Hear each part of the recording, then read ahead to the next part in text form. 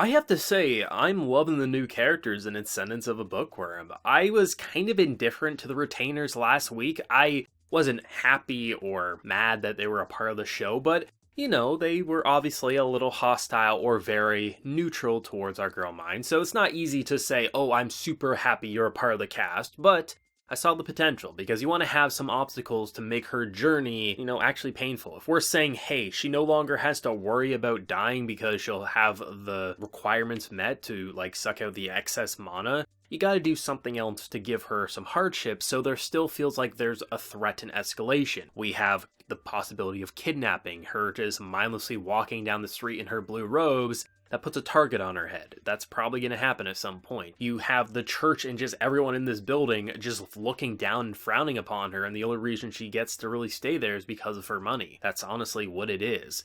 But the idea of just watching a girl who basically wants to sell her body to a disgusting old man because that's just the culture that the church has.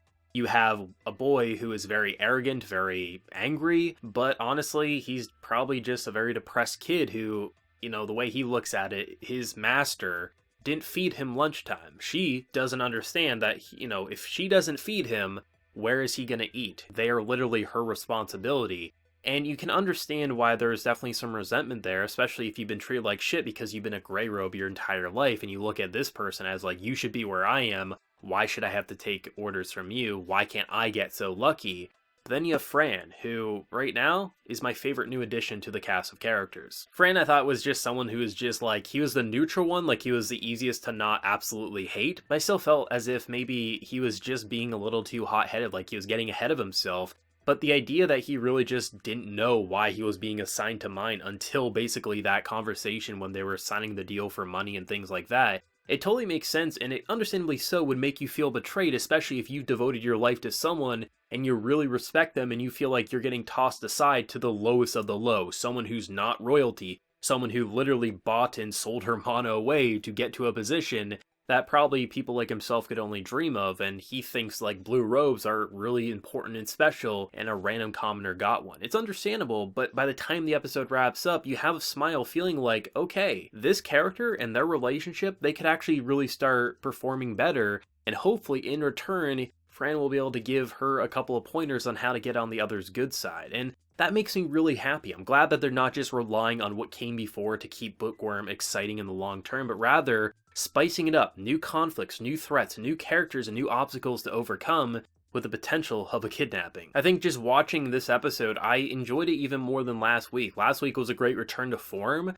but there was something about this episode that just felt like we were in the meat, the main course meal of Bookworm, where it felt like there's a lot happening. You're having to make business deals, you're having to do all of your duties, and it just feels like at every which angle something bad could easily happen. And even the characters you kind of want to trust inside the church, it doesn't feel like we can trust them. And just the simple idea that her retainers are pretty much just ticking time bombs, and all she wants to do is read and do the things that she has to. Like, we get a pretty good understanding that I think it was like 7 crystals she lit up when she was basically draining her mana.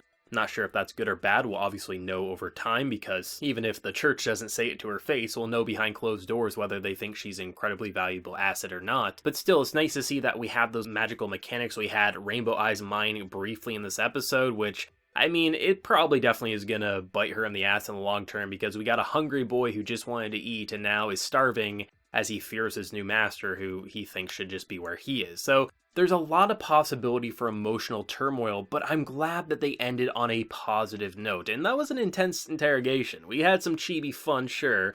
The little boxing rings just cracked me up seeing the differences over the course of the episode. But we end on a very hopeful note that one of the 3 who are causing her such heartache is a good guy. And probably all 3 of them are good people, but just read the room wrong, were treated wrong in their life, or just really didn't give an honest-to-go shot for someone who they just thought was worse off than they were. I love how Bookworm, it just has this identity that screams unique. It screams Bookworm. It feels like it's personal. The characters, when they talk, from Benno to just anyone, it feels like you want to hear their dialogue, and that's why when you see Benno just all dressed up, hair slicked back, you feel just so excited but worried, because this is going to be 2 powerhouses just clashing at each other.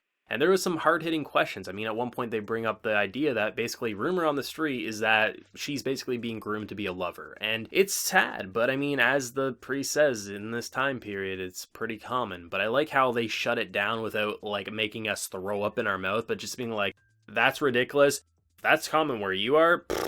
You guys are weird. That's not common where I'm from. That's why, let's just move on from this conversation. But it is interesting how she did say, if anything, it's more like a father and daughter tale, because that's kind of like what it feels like, because it does feel like he treats her like a daughter, and the way he scolds her for being stupid or just really oblivious, exactly the same way a parent would, or even her own father would. And it's really nice to see that. It just feels like this episode, it wanted to say, okay, we got you refreshed, we had you understanding what Bookworm is, even if you recently watched it or it's been since the first cour ended. It's really nice to see that this episode was pretty much speeding by. It was saying, okay, there's going to be some hardships. We not only have spies in the church, we have people who are now going to try to kidnap her on the street. We're not going to fool ourselves. It's going to happen. She walked down the street in her blue robes. 2 of her retainers are still very hostile towards her, and 1 is actually trying to be basically what he always should have been, someone to look after her, not walk ahead of her. And I like how they touched upon that, because I remember last week I was like, yeah, he's really not taking into consideration her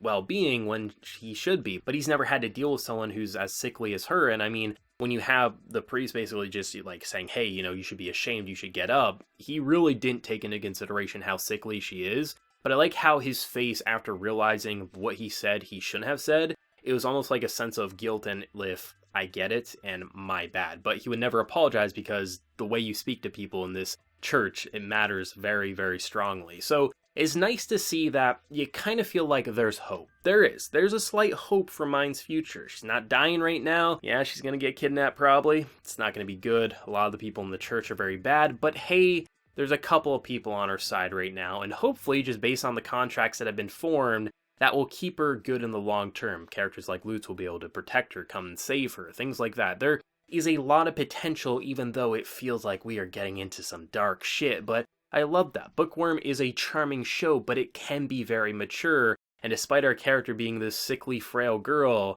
they handle the mature theme surprisingly well, if I'm being totally honest. I think Bookworm is just one of those shows that it takes the anime community by storm. People just really like it, and they don't necessarily have a specific reason on why. They just watch this girl be so enthusiastic about her friends, her family, her books, and that is her entire reason for doing anything. She will join a religious cult if it means she can live for her family's sake and read books, and books are definitely going to be top priority, and that's why she almost cut off a head for trying to interrupt her, which I am excited. I'm still iffy on this one. I do want to see her snap again, but at the same time, I'm really worried at this point, because before, it's like, okay, if she snaps, yeah, it's going to be bad, but we don't have overly emotional investment in these characters. But I like Fran now, and I'm like, oh god, what if she snaps on Fran? That's really gonna mess the boy up. And I don't know, it's just like, it feels like there's a time bomb waiting to go off. And I feel like after these past 2 episodes, the thing I was most looking at was the idea of potentially kidnapping, and that's still there. I feel like after this episode, it's even more relevant than previous week. But I feel like the idea of the retainers and just what they could do, good or bad, you don't know if it's going to be a saving grace for her or one of the worst things that could possibly happen. And I just hope Fran will be a great connection for her and will be able to do a lot good for her, because there's going to be a lot of people after her and hating on her, and I hope she has more moral support than what she had up to this point, because it's been very little, at least inside the church. Outside is a completely different story. I really hope with next week's episode we get to see a moment where she feeds her retainers. It sounds so simple, but I mean, I felt bad for seeing the kid just starving and basically being said, hey, you have a master now, go get her to feed you. It's like, man, it makes you immediately change your tune on some of these characters. Like, you think they're just a stuck-up brat, and even after last week, I knew, these characters aren't treated well, so it's understandable, but you didn't have that, immediate slap to the face to say, hey, maybe don't judge a book by its cover. Even if they're doing it to you, maybe don't do it. And I hope there's going to be, a cute moment where either Fran will be like, hey, maybe we should do something nice for them, or maybe she'll cook. I don't know, but I hope she does something adorable. Imagine if she baked him a cake. Just imagine that. That would be a huge step forward in their relationship, but even if it only stays with Fran and her for a while, I'm good with that. I like the guy, he seems interesting, and it feels like the characters are really going to take off this season, both good and bad, and yeah, it's going to be great to see where they're going to take it. I just think this world is so fascinating, it's so unique, it's so well detailed, and the characters are just fun across the board. and you can't help but just have a grin on your face watching while your heart tries to jump from your chest and just feeling anxiety. But as always, let me know your thoughts and opinions on Ascendance of a Bookworm Season 2, Episode 2. What do you think? And as long as you don't know the source material, where do you think it's going to go next week, especially with just the potential of a kidnapping? Do you think we're going to see it sooner rather than later? Whatever you feel, and let me know. If you enjoyed the video, be sure to leave a like to share your support, and remember to hit that subscribe button if you happen new around here. So until next time, everyone, please take care and have a good one.